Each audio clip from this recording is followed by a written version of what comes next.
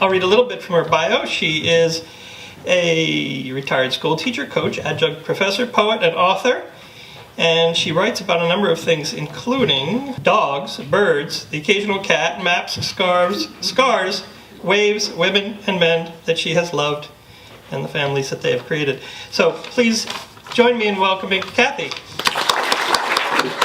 The last poem is the most recent out of all of these poems, and it's a poem about I guess kind of fits into my philosophy of life, and that is that you need to fall in love daily. You know, being in love's not enough. You have to fall in love daily. It's an action, and we have to make sure that it's an action. It's too easy to become complacent. And for me, part of that is being present. It's paying attention. It's kind of entering each day with a beginner's mind. And this poem addresses that. It's a poem called Night Pools. Why am I always so excited with anticipation of that first time? First look, lingering, and the first touch, drawing nearer to the moisture and the sound of my own breath. Seeing and listening with attention has taken me lifetimes, too long. But you lead me through the woods deliberately, quietly guiding me deeper into the dark, closer to the peepers and tree frogs, vernal pool after vernal pool.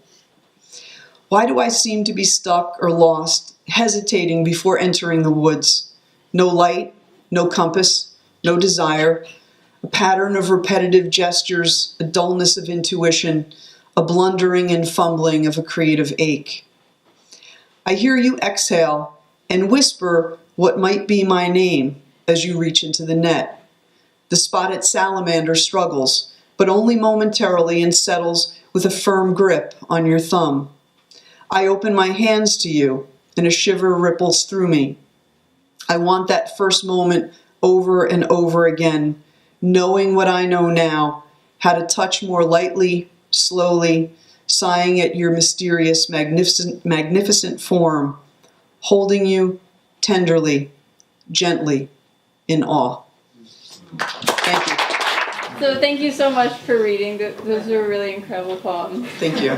Thank you. The first question I have is, you are the author of a book called The Ethics of Reading, which argues that texts should be informed by other texts, as well as history and other art forms.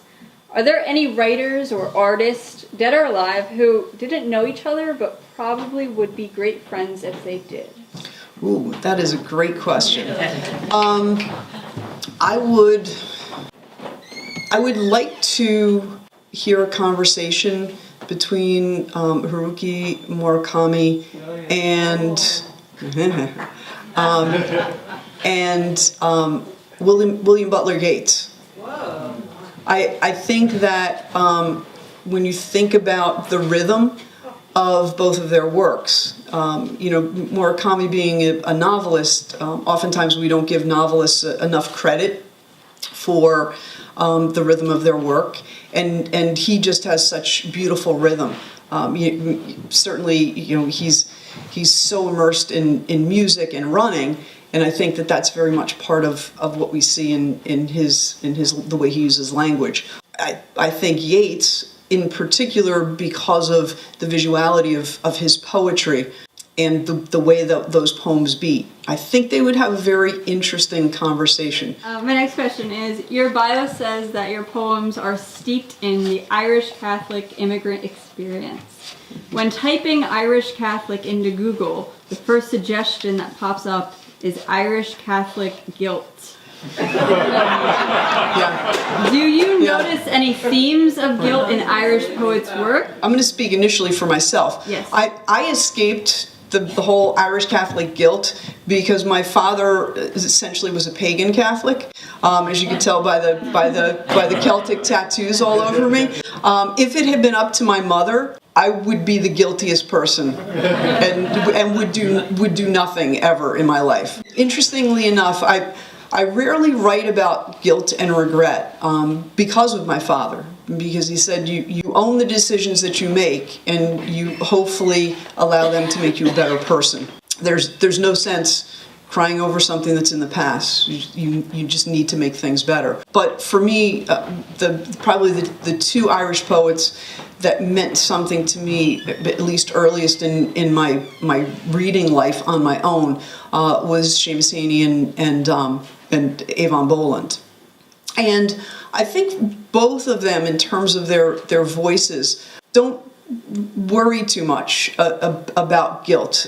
There's certainly guilt there in terms of, the overall situation in Ireland and the Irish Troubles, but that's kind of outside of their personal places. I think a lot of people have guilt. We're taught to a certain extent, if you don't achieve this by a certain time, you should feel horrible about yourself. And I think that's shit. I think that's completely wrong. I think that we fail because we're flawed, and what you can do is to learn from that. And that's why always being a student and always learning will just constantly make you a better person.